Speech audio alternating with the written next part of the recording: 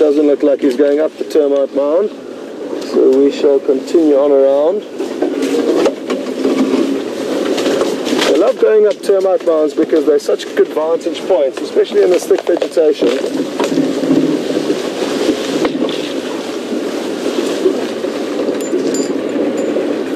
Okay. So you got him there, Vim. He's still walking alongside us. So apologies folks, but again it's more important for us just to keep an eye on him, and rather than interfering greatly with what he ends up doing, we'll just take it nice and slowly, because if we did... Here he comes. Beautiful. Go ahead, Brent.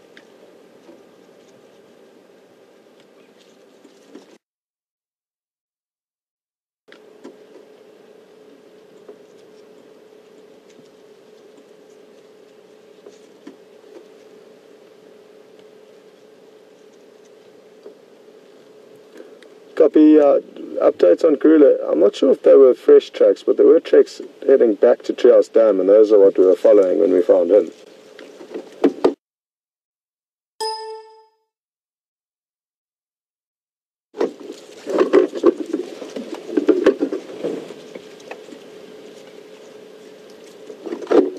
Copy.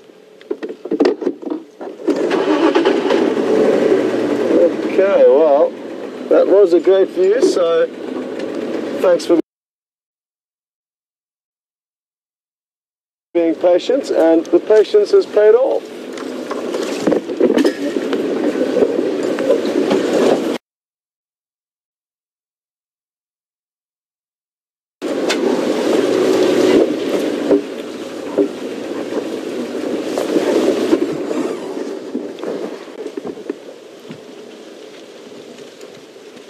He does look quite hungry.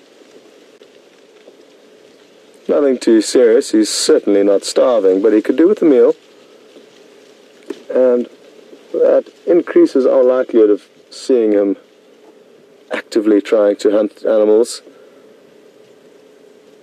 They are opportunistic, and even with a full belly will take any easy chances that are presented to them. But naturally, the more hungry they are, the more likely they are to go out of their way in search of food, and I think that's what he's doing now.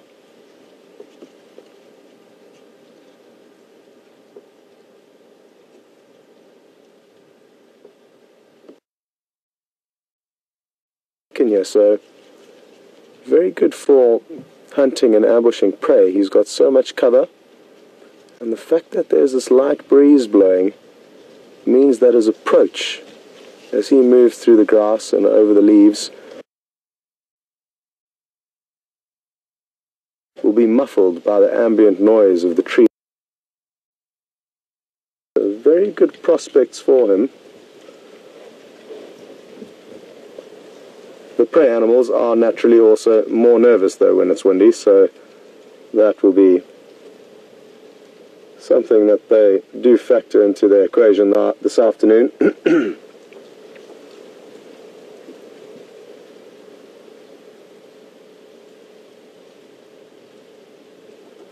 Beautiful.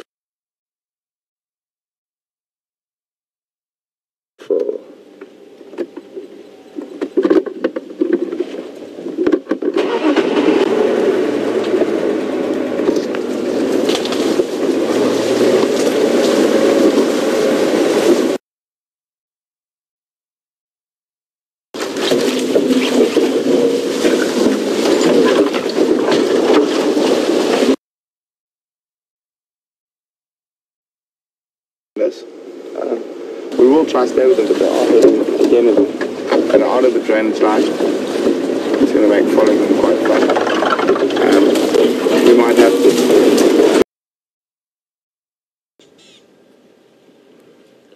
The bird that you can hear alarm calling at him now is a tiny little bird called the rattling cisticola, and even the smallest of birds will help alarm the other animals within this area that there is danger around.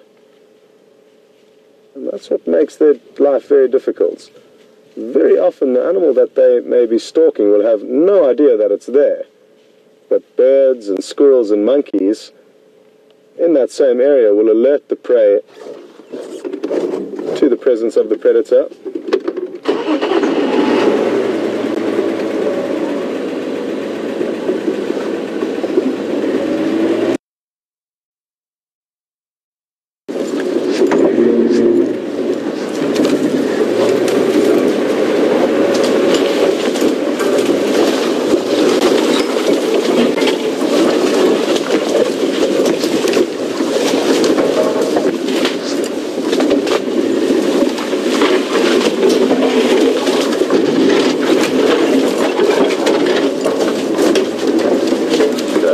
Getting very close to our boundary road, so it probably won't be much longer until we wave him goodbye.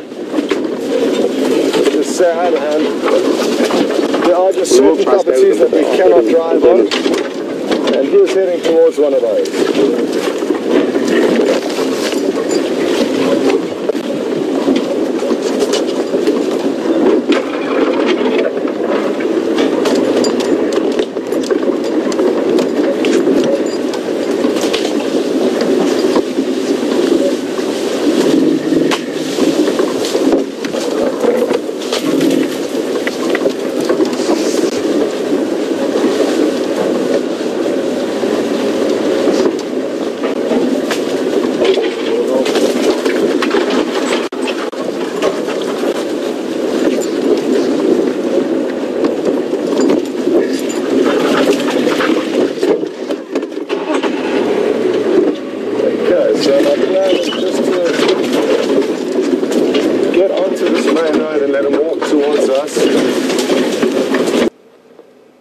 In there, and I wonder, I don't think it is worth us going around. It is quite thick, so let's give it a moment or two. If he doesn't get up and move again, then we'll think about repositioning. But for now, you can admire how good their camouflage is, especially at this time of the year as everything begins to dry out. It's remarkable how different this place looked in terms of the vegetation just a few months ago.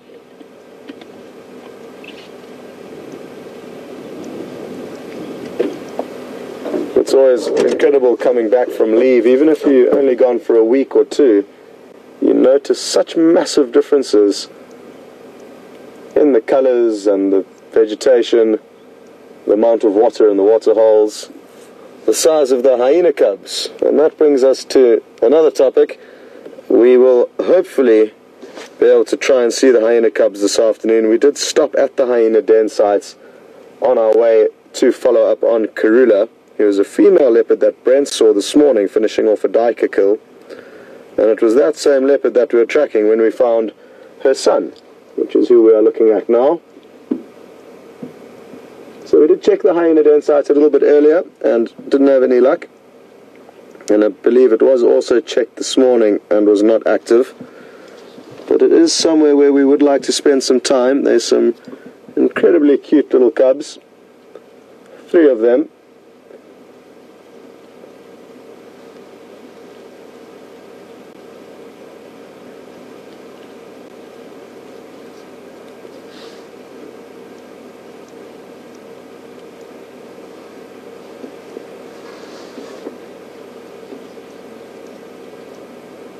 I wonder if we can get a little bit closer to the action here.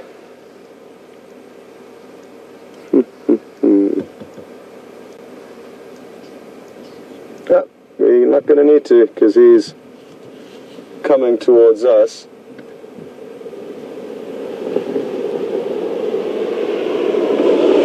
Oh no, he's just repositioning.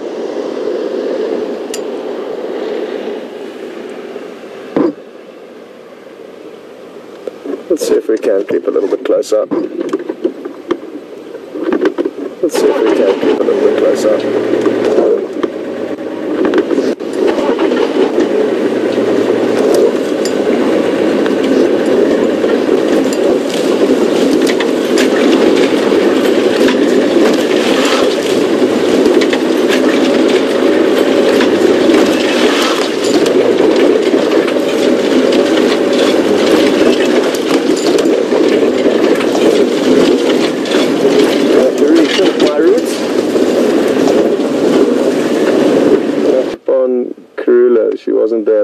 1:30, and then had tracks heading towards Treehouse Dam, and when we got to Treehouse Dam we found Kunyuma, and we followed him now basically straight south from Treehouse Dam, but he's lying up with visual of Gowrie Main.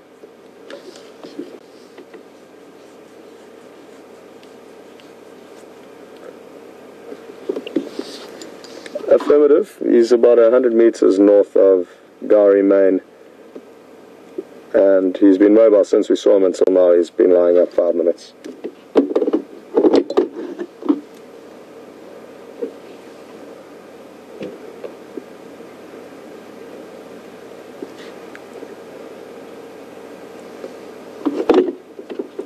Copy.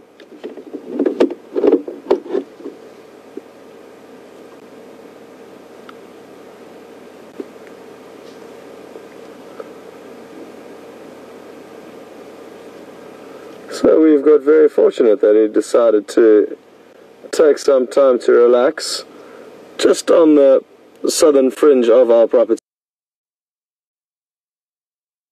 You can never guess how they're going to move or what they're going to do, which makes our life interesting. We also what may stroll past as he sleeps here, and I've seen a large amount of both leopard while sitting with stationary animals. So you are sitting with the lion or leopard, they're fast asleep, and then something comes walking past unknowing of the danger, and you get lucky then. So it is worth hanging around.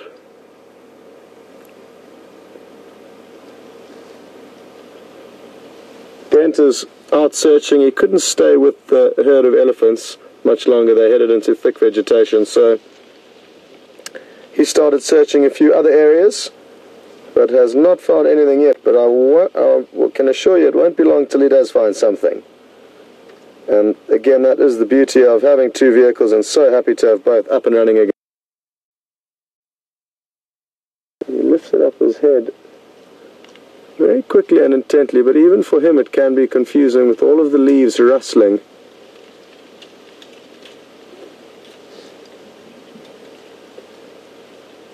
He may hear what he thinks is something approaching, but it could well just be the wind playing tricks on him.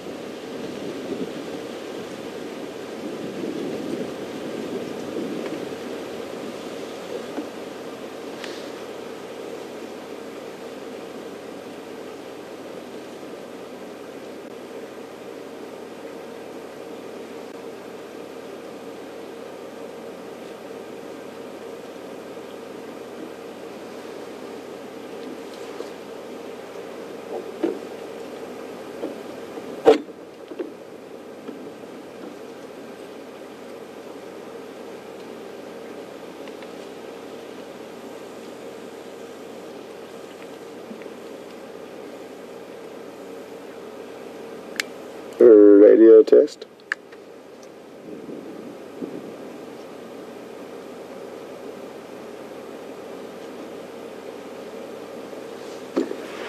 You copy? No, I haven't been copying anything. Nicky, just speak for a while please, let me play with a few things.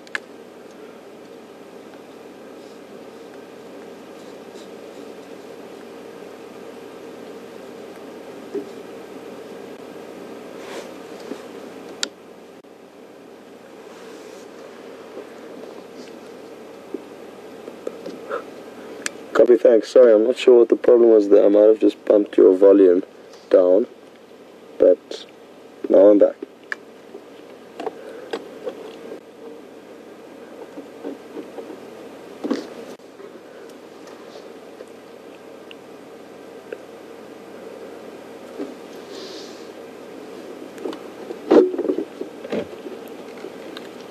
No, good idea. Thank you.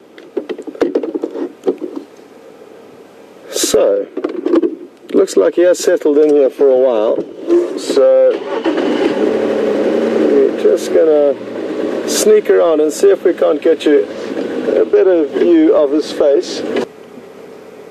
Much better.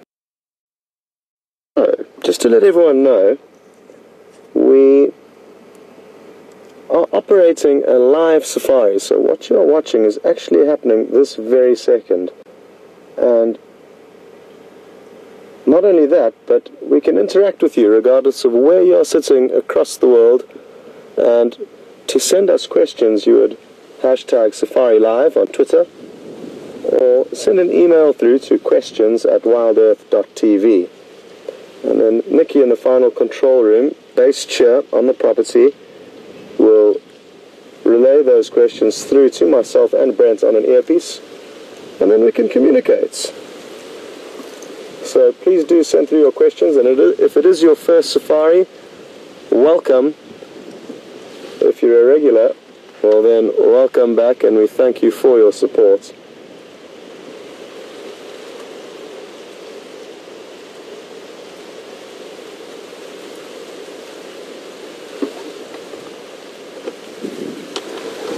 I wonder where his mother is, because how bizarre, we had tracks of a female, and it's very easy to distinguish her tracks from her sons, even though this is a young male. His tracks are already considerably larger than his mother's. Not quite as big as his father's yet, that's for certain, so there's a bit more room for growth. But we could very well bump into his mother a little bit later this afternoon. And wouldn't that be nice?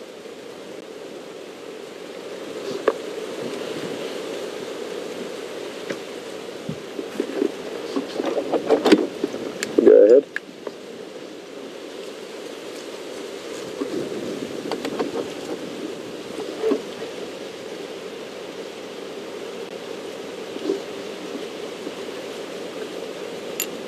We've just got a question through from Amy on Twitter. Good afternoon, Amy, and I hope you are well and you're enjoying your afternoon with us. Amy is interested to know, how large do male leopards' territories get? Are they big or are they small? And, well, they're certainly bigger than the female leopards, and in this area you can often have one male's territory encompassing about 4 or 5 females' territories. And that's a rough size that I've experienced. And that's also, what's also important, that it's in the specific area. What has he heard? Is it impala rutting? Oh, it's a warthog. There's a warthog running past. But it's just on the fringe of this thicket. He's going to try and get ahead of it. Here it goes. And this is just what I was talking about earlier. How you can be sitting with an animal that's fast asleep, and then they hear something approaching, and this time it was warthog, and I'm just giving him some time. He's looping ahead, and you can see VM, great work on the camera there. I'll just try and get there. And the warthog, we're running along quite quickly again. They will be nervous in this windy weather. Hold on, we're going to go a little bit faster than normal now. For obvious reasons, there's some great action that's unfolding potentially, and we want to get there.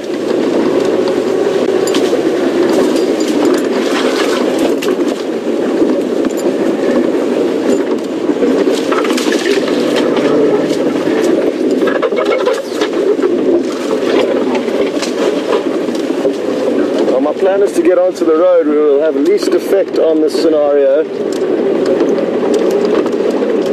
Right, there he is. Awesome. You see him in the tree there, Vim. So he's looped ahead, but I think they've already gone past these warthog, and he's looking. He got into a perfect spot. I'll hand it to him. And isn't this beautiful? Absolutely beautiful. So he's linked ahead. I can't see where the warthog have gone, but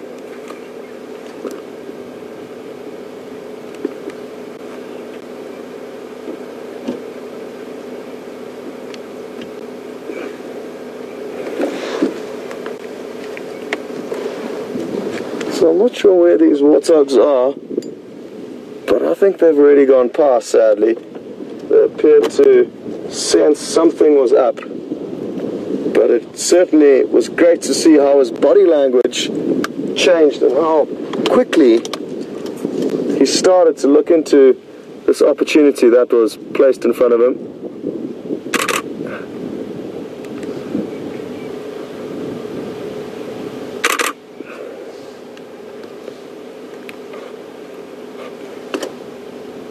Haven't seen those warthog anywhere, Vian. Nope. Well, he did a great job. He was linking ahead of them as soon as he realized their direction of movements. He certainly got himself into a good spot. But the animals out here are wise, and it's not an easy job catching any of them.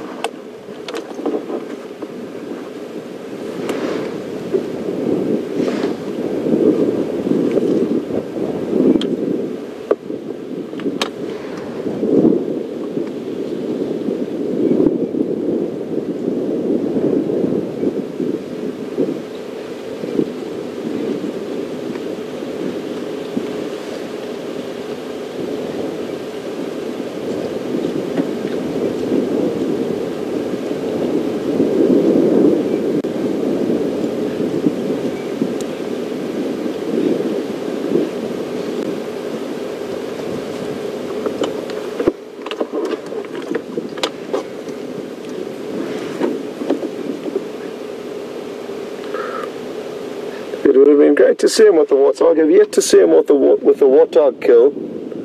We've seen him with the nyala, duiker, and baboon, and an impala, actually, one impala that he managed to catch, that I remember. So there's 4 different species, but never a warthog.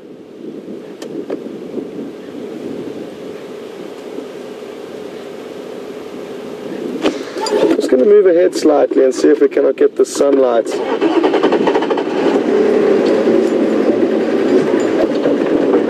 behind him.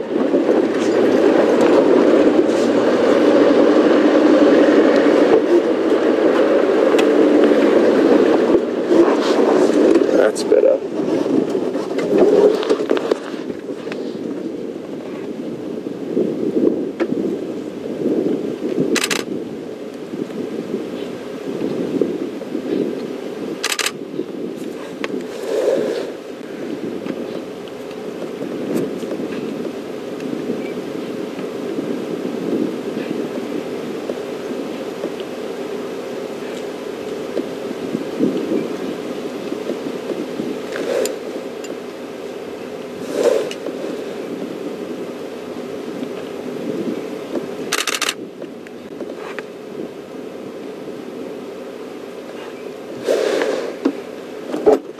Go ahead.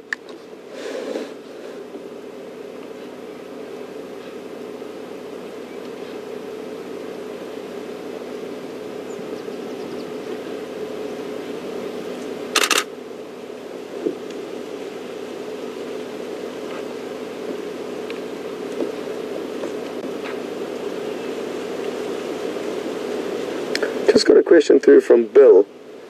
And he's asking whether it's important for predators to take the wind into consideration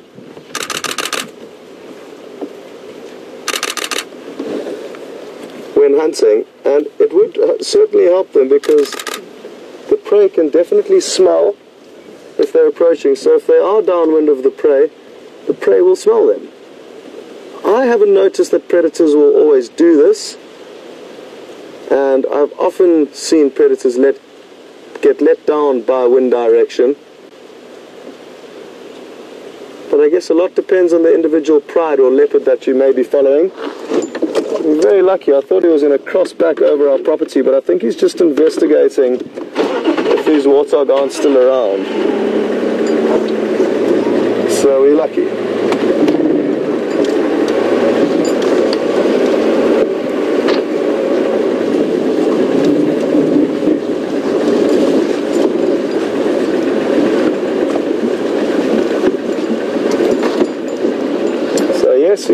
he's still interested in looking for them, but I think they're long gone, sadly. But it will make for great viewing for us because he stays on our property.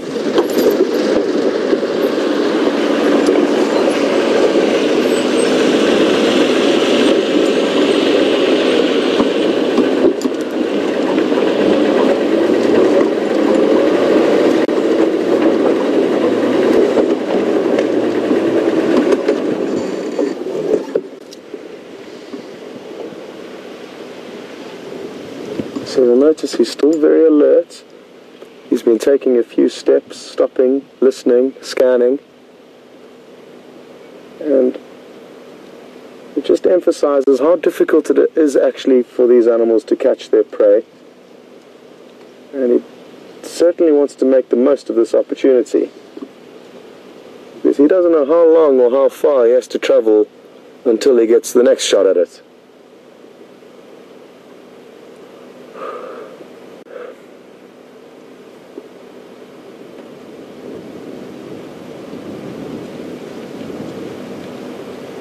He seems bemused.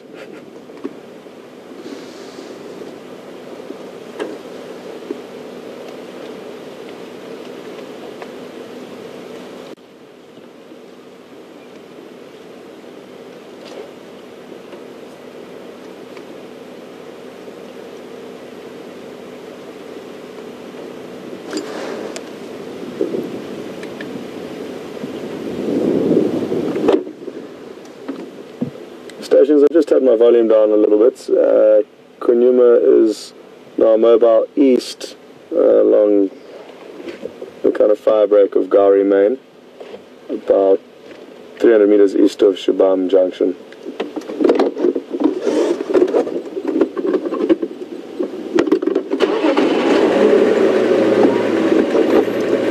Go ahead, Craig.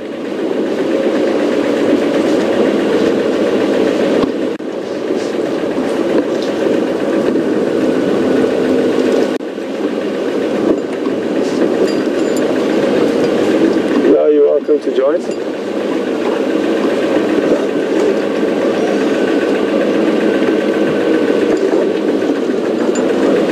little gap of VM or not really.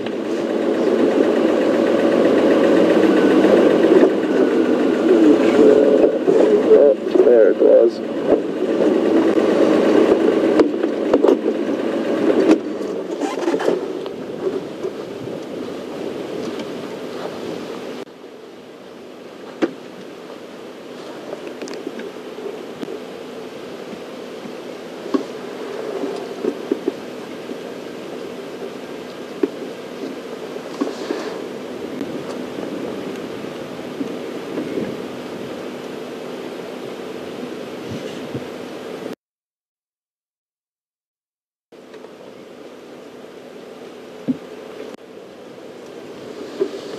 Shame, I seriously think that he still feels he has a chance at catching one of these warthogs.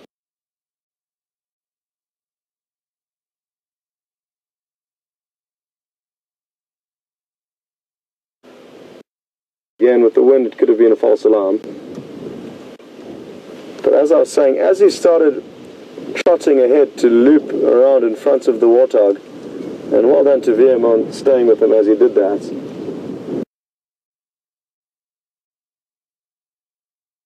But the warthog did pick up speed, and I think all this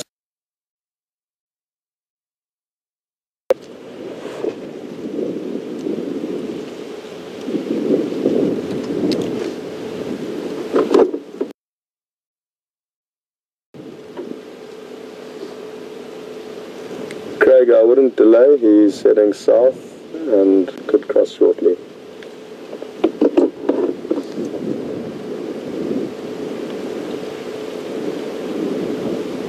Well, he's coming right up to us, and isn't this lucky?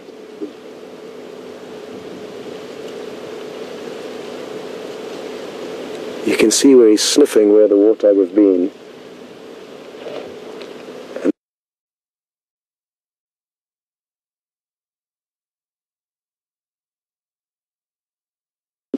Certainly can't be helping his hunger.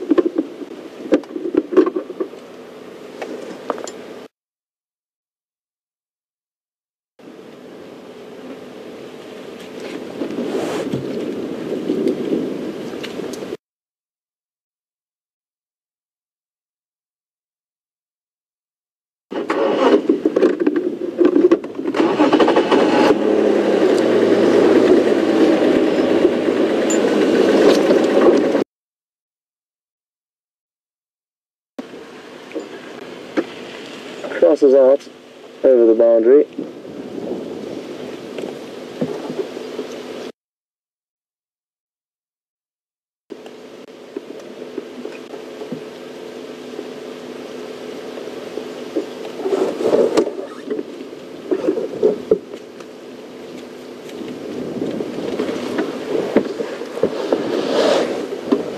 Well, good timing, Craig. Well, just like that, it was the end of the sighting, and what a great sighting it was. It wasn't a very long sighting, I guess, but we got to see some really good... and William's found him again, so it's not over just yet. He is crossing over